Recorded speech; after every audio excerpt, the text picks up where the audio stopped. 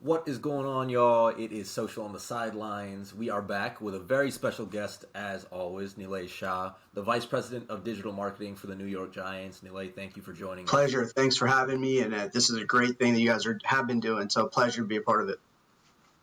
Of course, of course. As always, we are sponsored by our friends over at Zoomf, and this episode is sponsored by our friends over at Women in Sports Tech, or WIST, and their new career hub, the WIST Network, www.wistnetwork.org. 50% of the U.S. labor force, sports fan, and athletes are women, and yet the representation of women in sports tech is a small fraction of that. WIST is committed to changing the ratio, and we are as well. That being said, Nilay, thank you again so much for joining us today. Just to give everyone a little bit of insight in terms of your career trajectory and kind of where you're at now. Obviously, at the New York Football Giants, have been there for quite some time. Talk a little bit about your journey to date, kind of where you started, and obviously what you're doing now. Yeah, it's been certainly an interesting ride. I knew early on growing up that I wanted to be in sports, and growing up a big Giants fan, I knew I wanted to work for the Giants. Wanting to do something and getting to do it, two completely different things. And my story is a little bit of luck. I went the route that a lot of people do. Send in your resume, try and connect. Wasn't really getting any traction there. Ironically, I won a fan contest on the Giants website, which essentially was, hey, every week they would run a trivia contest, and I kind of got the idea of where the answer was inside of an article every week. So when they asked the question, I already kind of knew the answer. So luckily I won that trivia contest, and they asked us to come in for a fan forum. And I was a freshman in college, and basically back then, this was 2000, and I want to say 2004. And I basically, went to this fan forum. I was 18 years old. There was a bunch of people that were much older than me, talking about what they like about the website, etc. And the guy who was running the website at that time, I told him, listen, I'm in college, willing to do whatever it takes. The internet and digital wasn't what it is now back then. And I think I was so persistent that he said, you know what, why don't you come and help me 2 days a week? So at 2 days a week, I was in college. I basically flipped my schedule around to take night classes. I was living on campus. I would go in 2 days a week, unpaid, and basically was doing anything internet related that I could, which is what I was doing in college. And then basically, long story short, I did that all throughout college. My boss left, and because I had done that, you guys know these roles are really about, you can have the tech, you can have the creativity, but it's people you can trust. And I think because I had laid that foundation, that I had been there, I got the job, I interviewed, and then we won the Super Bowl that year. So it was a pretty cool kind of surreal experience for me. That's You're the amazing. lucky charm. Yes, yes. Incredible journey. Going into your current role as vice president of digital marketing, obviously we know, as professionals in the industry ourselves, that changes every day in terms of what you're doing. But if you could summarize kind of what your role entails right now, that would be great for the listeners. Yeah, I think, right now the main goal of what I do and what my team do is really help integrate everything across departments, right? So while we certainly focus on the content side, we're also kind of the central nervous system for everything that kind of happens on the sponsorship side from a platform development standpoint. Obviously, everything from a lead gen standpoint for our ticket and lead generation standpoint. And, those two main things. Then obviously everything from a fan engagement standpoint, right? We oversee every kind of interaction that we can have with our fans. And our goal is to continually to keep that engagement up. And then also to build these platforms that allow our sponsorship team to go out and create, great synergies with all these partners.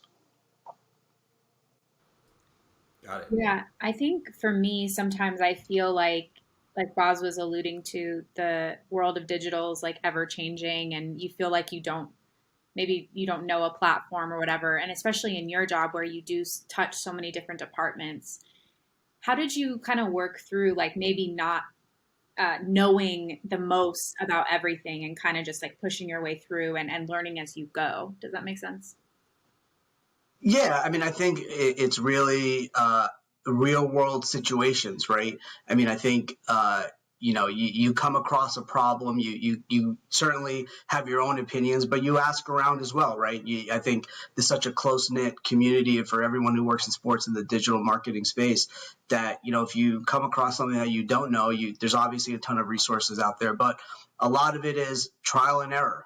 You have to go through it to know whether what you're doing is going to work or not. And then the good thing about digital in general is that you can pivot much quicker than you can compared to other spaces, right? If something doesn't work, you're not in a box, right? You can quickly change and figure out different ways to execute things that might work a little bit better for you.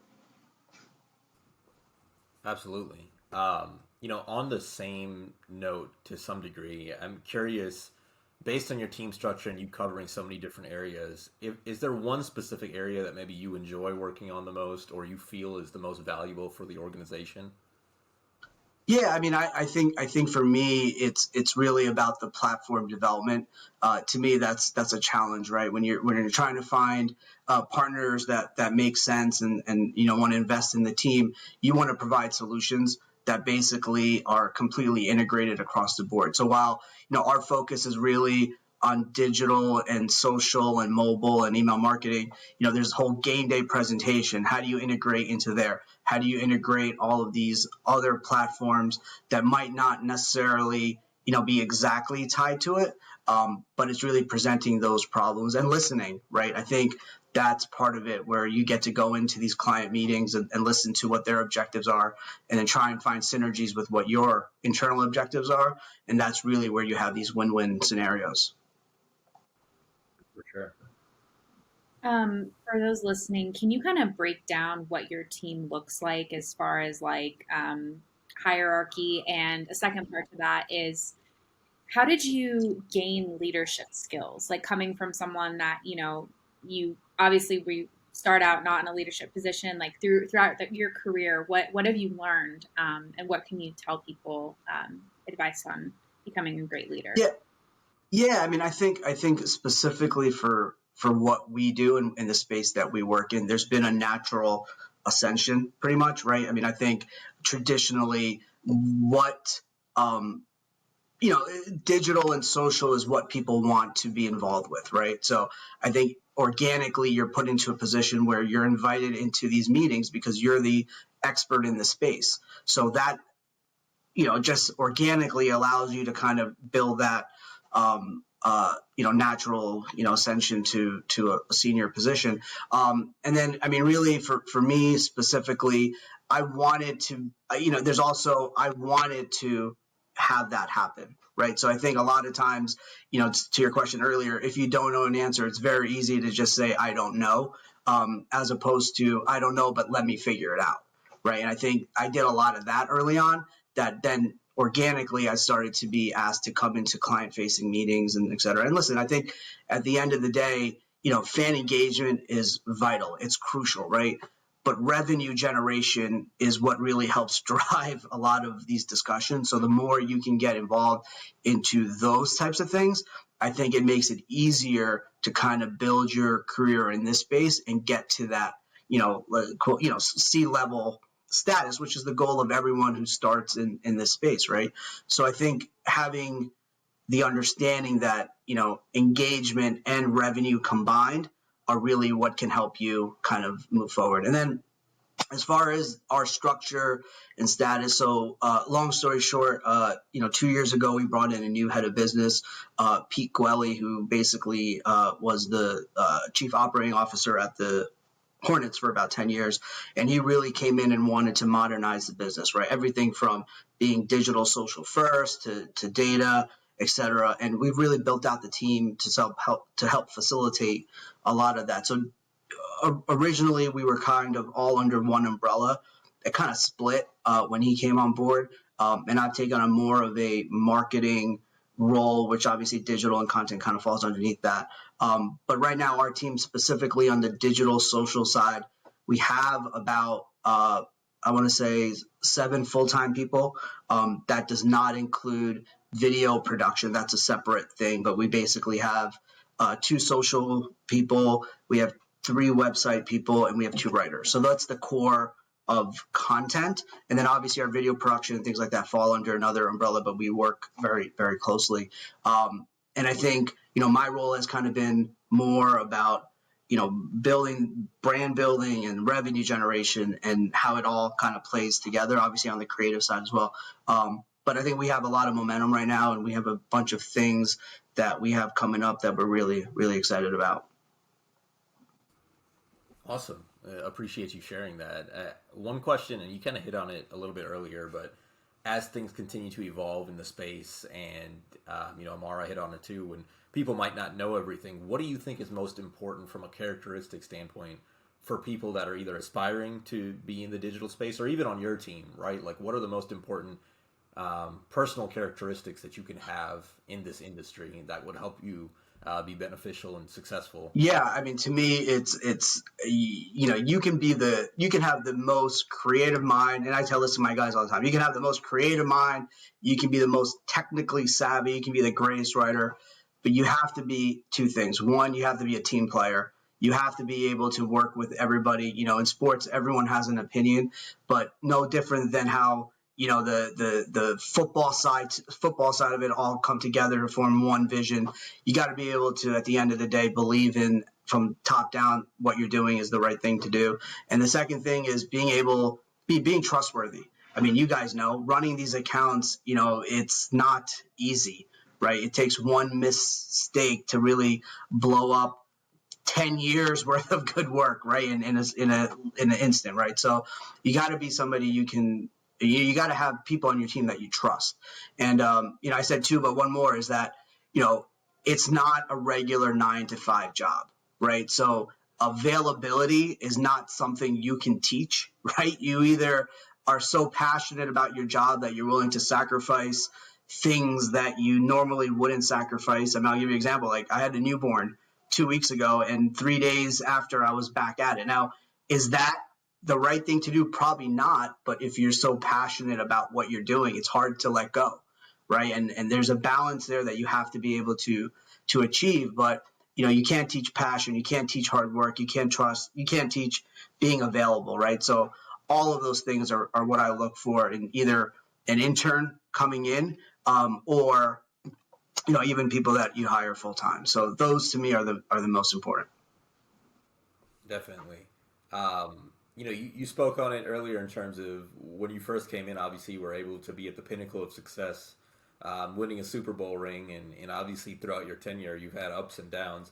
Tell me a little bit how your team and this specific department has navigated. Obviously, outside of the on-field product, you're the forefront of how people look at the team, in my opinion. And so, how have you been able to navigate kind of the highs and the lows from a tone and a strategy standpoint? How has that impacted things, if at all? Yeah, I mean, listen, early on, we won 2 Super Bowls in my first 4 years, right? There are people that work 30 years in sports and never win a championship. So I was lucky. And then in more recently, we haven't been as successful on the field. But I think, our job is to be authentic, right, with our voice, and you can't hide behind what on-field performance may be, but it's our job to also highlight some of the bright spots and things like that. And that goes back to being creative, right? Having the understanding of there's definitely ways to position things to make things look a little bit better than they may or may not be.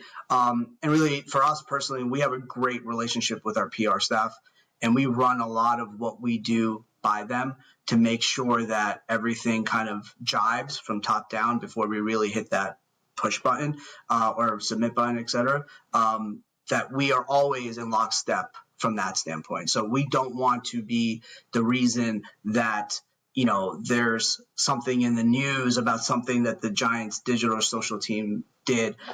We're constant communication with our PR staff to make sure we're all aligned. Got it. Yeah, I'm always curious. Like, I think a really underrated part of how important or how efficiently we can do our jobs is the relationship that we have with, in my case, basketball operations. Obviously, in you guys, football. I'm just curious how it works in football because I don't really. I've worked in NBA my entire life, so can you Yeah. explain kind of that relationship and how important it is for you to have that communication with football? Yeah, I mean, I think it's no matter what sport you work in, it's probably the same, right? You have to build up trust with that group because listen, at the end of the day, the only thing that matters at the end of the day is winning, right? So you have to do everything you can to support what's going on there and help really build the message for them. We're fortunate that we have a new head coach that came in last year, and he's really preached, one voice team, all that kind of stuff that we buy into that, right? We have to amplify his message, and then really the other part is in order to gain access, which is really nowadays the most differentiating thing from team to your local paper, is basically trying to get access to things that might not be available to the general public, is you have to build that trust. And I think again for us, a lot of that is navigated through PR, where we communicate to them the objectives and why we want to do something. And sometimes it's yes, go ahead. And sometimes it's no. And we on our side have to be understanding on why the no is the no, right? There's a bigger picture than, why can't we put a camera here, camera there, is that we have to be understanding that there's, reasons, competitive reasons, whatever it may be, that you don't want that to happen. So, I mean, for us, we have a great relationship. Again, when we brought in our new head of business, he really helped kind of further that advancement of that collaboration between the football side and the business side. And I think, in my opinion, at least, like we're putting out stuff that we never probably thought we could put out. Whether it's our Giants Life, which is basically the hard knocks of our team, where we have cameras in the draft room, we have cameras in coaches' offices, et cetera. That's because we built that trust up with them, that they know that, our goal is fan engagement, but not at the expense of competitive advantages, disadvantages, et cetera. So I think right now we're really at a good spot there. Makes a lot of sense. One other question that I had for you was in regards to where you look for inspiration, right? Whether it be within the industry, whether it be outside. Where do you kind of derive inspiration, whether it be social or elsewhere, Yeah. for your overall digital marketing strategy? Yeah, I think it's anywhere, anytime kind of mentality. I mean, I'll give you a story. We were the first professional sports team to integrate tweets into game broadcasts, right? This was back in 2011, I want to say. And that inspiration came from my wife watching The Voice and seeing on The Voice that there were tweets being rolled on while contestants were on the air. So, I saw that and I said, you know what, why can't we bring this to sports, right? So no one had done that at that point. So I found this company, Mass Relevance. I think they're still called Mass Relevance now. And they had the ability to moderate tweets before you could hit go and get them on air. So we did that, right? So that was a non-traditional sports setting where you saw something, you try and figure out whether there's application, and you were able to do it.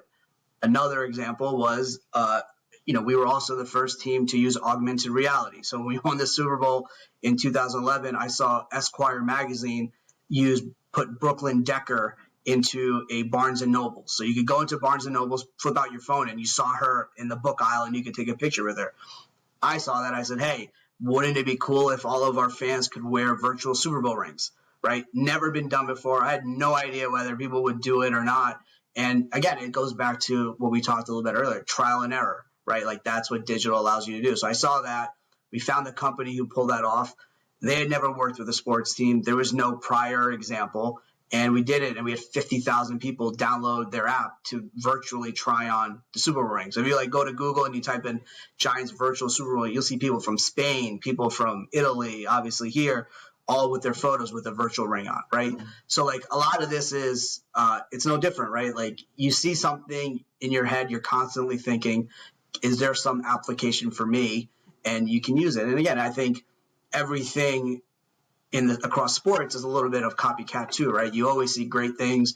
And I just saw the tweet that you put out on the Anthony Edwards press the button thing. And in my head, I was thinking, wow, what can I do with that, right? So there's always you're always looking, right? And I think that's when you're in a creative mindset, your mind is always going, right? Like, what can I do to help make our fans feel more engaged, give them more access, and really push the needle that way.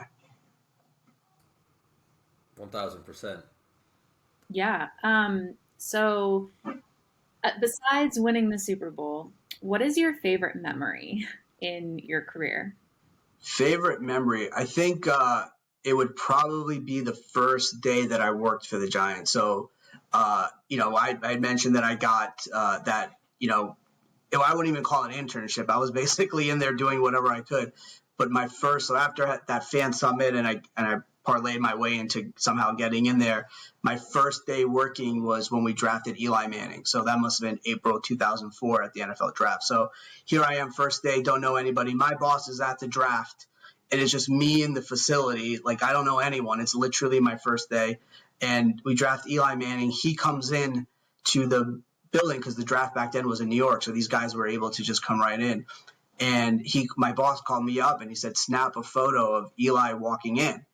And here I am, like, I'm like nervous as hell, like, whatever it may be. And again, in that moment, you just do whatever you can to make it happen. And I took the first photo of him walking in. I had no photography skills. Like, I was doing website design, right? But again, in that moment, you do whatever you can to prove your worth, right? You're willing to do whatever. So that would probably be, off the top of my head, outside of the 2 Super Bowls and going and winning that experience, but would probably be my first or best memory outside of that.